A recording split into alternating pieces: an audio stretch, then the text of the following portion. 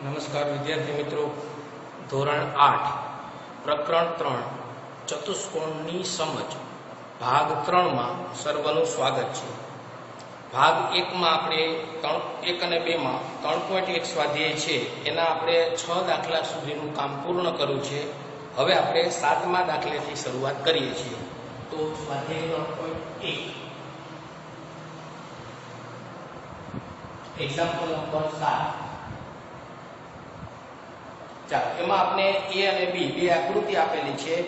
એના પરથી આપણે x + y + z પહેલી આકૃતિમાં અને બીજી આકૃતિમાં x + y + z + w આપણે શોધવાના છે। તો આકૃતિ પહેલી જે છે એ આપણે જોઈ લઈએ। એમાં આપણે ત્રિકોણની આકૃતિ આપેલી છે આ રીતે।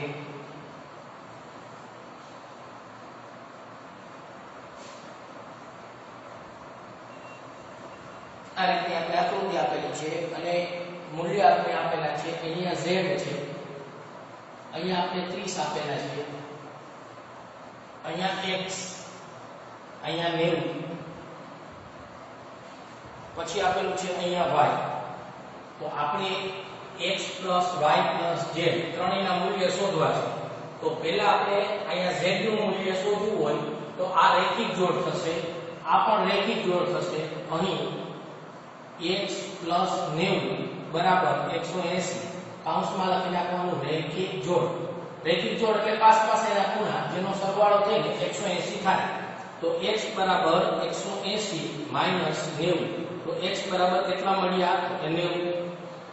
ચાલો, એ જ રીતે વળી આ બેનો સરવાળો પણ 180 થાય। z + 30 બરાબર પણ 180 કૌંસમાં રેખિક જોડ।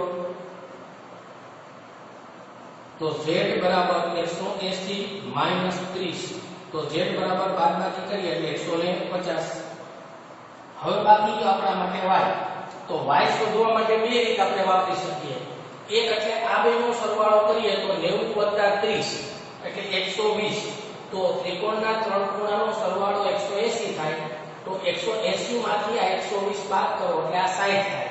આ 60 થાય તો આનું મૂલ્ય 120। એક આ રીતે। બીજી રીત એટલે આને કહેવાય ત્રિકોણનો બહિષ્કોણ, બહારનો ખૂણો। તો બહિષ્કોણનું માપ અંતઃસમકોણના માપના સરવાળા જેટલું થાય। તો y આ બેના સરવાળા જેટલું થાય। વળી y બરાબર 90 + 30 કૌંસમાં લખી નાખવાનું અંતઃસમકોણ। અંતઃસમકોણનું માપ હંમેશા બહિષ્કોણનું માપ અંતઃસમકોણ અહીંયા લખશો આપણે બહિષ્કોણનું માપ। બહિષ્કોણ છે એનો માપનો મૂલ્ય બહિષ્કોણનું માપ, બહિષ્કોણનું મૂલ્ય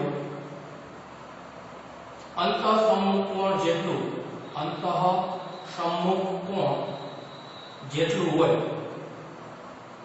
એ નિયમનો આપણે ઉપયોગ કરીએ છીએ। તો y બરાબર 120। તો હવે આપણે શોધવાનું છે x + y + z। તો x બરાબર આપણે મળ્યા 90 પ્લસ y બરાબર 150 અને z બરાબર 120। કરીએ બધાનો સરવાળો તો 0 7 9 ને 7 9 ને 7 16 નો 6 બીજા 2 360। અને કોઈ પણ બહિષ્કોણના માપનો સરવાળો, કોઈ પણ બહુકોણના બધા જ બહિષ્કોણોનો સરવાળો હંમેશા 360 જ થાય। કારણ કે બહિષ્કોણ એટલે બહારના ખૂણા થાય અને બહારના બધા ખૂણાનો સરવાળો હંમેશા 360 જેટલો જ થશે। ચાલો, બીજી આકૃતિ છે એમાં આપણે આ જ પ્રકારે ગોતવાના છે, પણ એમાં x + y + z + w એમાં ચાર ખૂણાના માપ શોધવાના છે। ચાલો એ જોઈ લઈએ। આ એ હતો આપણા માટે, એ આકૃતિ આપણે આપી ગઈ। હવે બી આકૃતિ માટે આપણે કરીશું।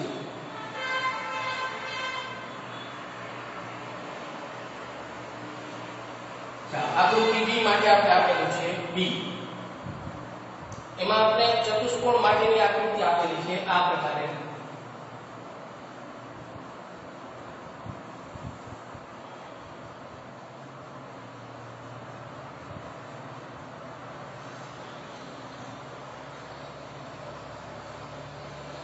એમાં આપણે જે ખૂણાના માપ આપ્યા છે z અને sin, અહીંયા z અને આ sin। અહીંયા આપણે આપેલું છે W, અહીંયા આપેલું છે 120, એની બાજુમાં આપણે આપેલો છે x, y ની સાથે 80. તો અહીંયા આપણે આ x નું માપ તો રેખિક જોડ પ્રમાણે મળી જાય, y નું માપ પણ રેખિક જોડ પ્રમાણે મળી જાય, z નું માપ પણ રેખિક જોડ પ્રમાણે મળી જાય. એક અહીંયા w નું માપ શોધવા માટે અહીંયા એક ખૂણાનું માપ આપણે શોધવું પડશે. તો અહીં x + 120 બરાબર 180 કૌંસમાં રેખિક જોડ. તો x બરાબર 180 માઈનસ 120, તો x બરાબર 60. ચાલો વળી આ જ પ્રકારે y માં કરીએ તો y + 80 બરાબર 180, તો y બરાબર 180 માઈનસ 80 એટલે y બરાબર કેટલા મળશે? 100.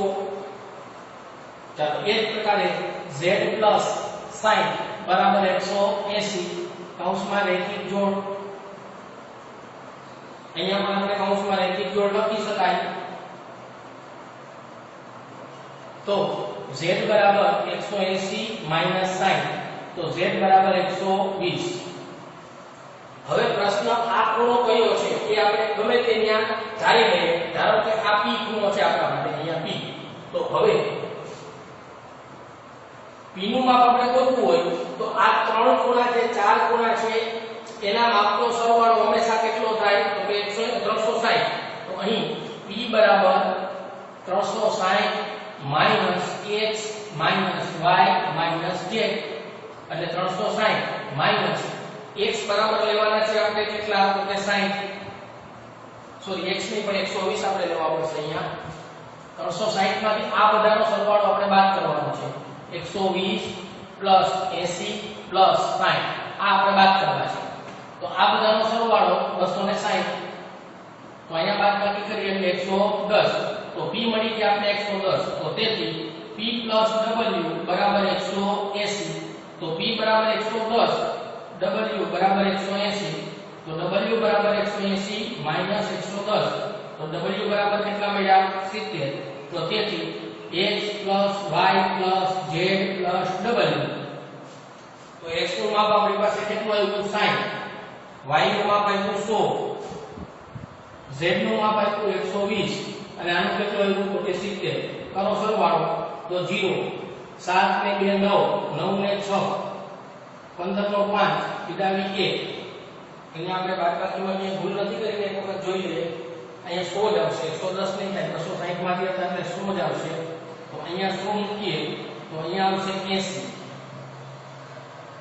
કારણ કે સરવાળો હંમેશા 360 જ થવો જોઈએ એટલે 70 ને બદલે અહીંયા આવશે 80.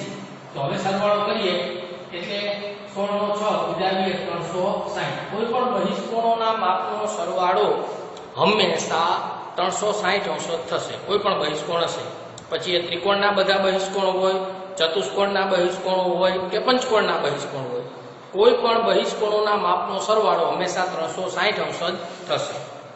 તો અહીંયા આપણે 3.1 પૂર્ણ કર્યું. હવે આપણે 3.2 આપણે જોવાનું છે. ચાલો સ્વાધ્યાય 3.2 એક્ઝામ્પલ નંબર 1.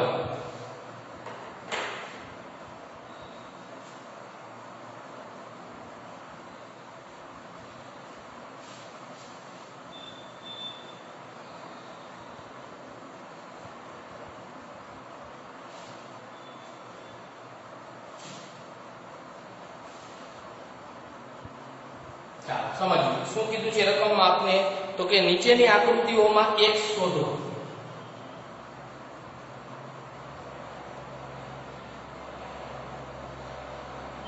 x નું મૂલ્ય આપણે શોધવાનું છે. આકૃતિ આપણે આપેલી છે.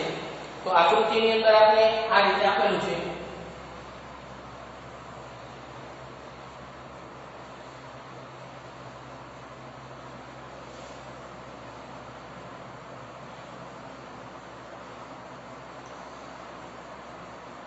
ચાલો અહીંયા આપણે મૂલ્ય આપ્યું છે 125. આ બહિષ્કોણનું માપ 125. પછી આપેલું છે આનું પણ 125 અને આનું આપણે શોધવાનું છે. તો સાવ સહેલું થઈ ગયું. આગળ જ આપણે નિયમ શીખા કે કોઈ પણ બહિષ્કોણના બધા જ ખૂણાનો સરવાળો કેટલો થાય તો કે 360. તો અહીં બધા જ બહિષ્કોણના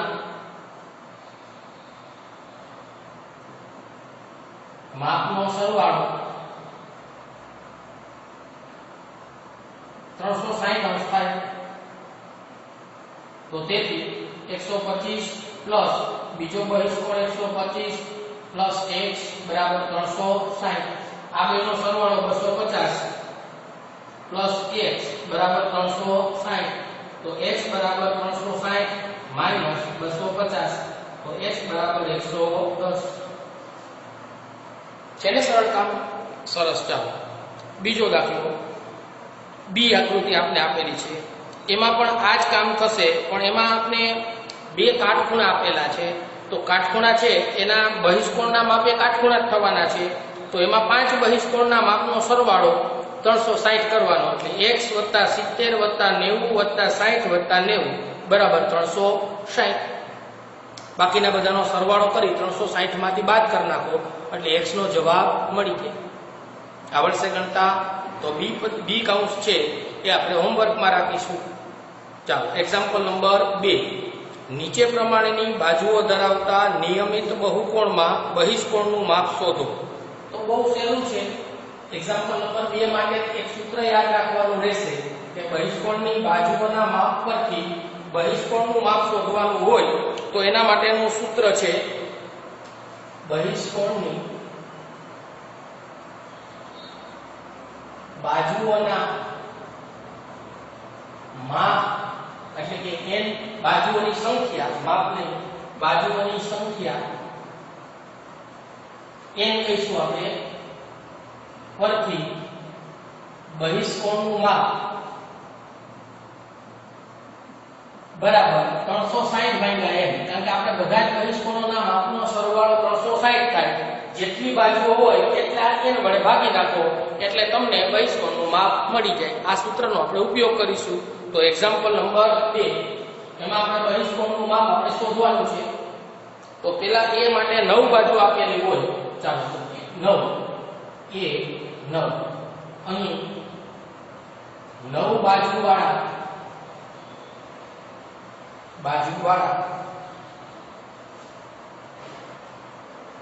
બહિષ્કોણ માટે